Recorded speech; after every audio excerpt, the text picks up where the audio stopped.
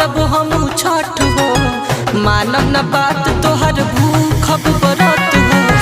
कैनी तैयारी असो करब हम छठ हो। मानब न बात तोहर भूखब बरत हो। सुन रही गोदिया पुरौली सपनवा दे दिहली ललनवा। नैहर से कोसिया भर सुन ए मोर सजनवा। नैहर से कोसिया भर सुन ए मोर सजनवा। कोसिया भर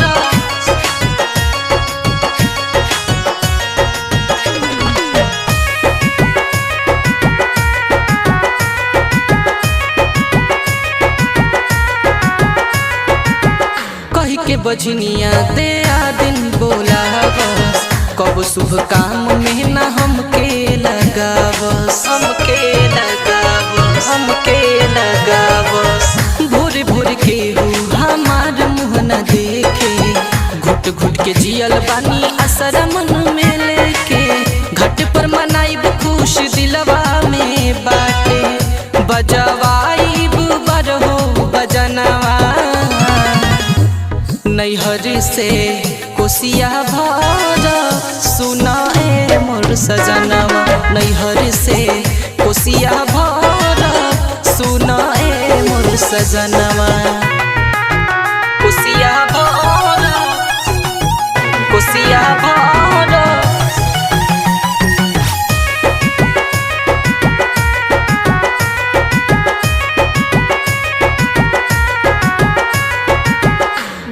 के नाम मिटल हमरा तकदीर से। भईनी आजाद हम समाज के पीर से। समाज के पीर समाज के पीर से। गोदिया में फूल खिलवलू छठी माई। खड़ा हम हो गईनी तुहरी आगे गिर के। बेदिया बनाइब तुहर पूजबू चरणवा। हम लगाई के अपन ध्यानवा। नैहर से कोसिया भर सुन ए मोर सजनवा। नैहर से कोसिया भर सुन ए मोर सजनवा।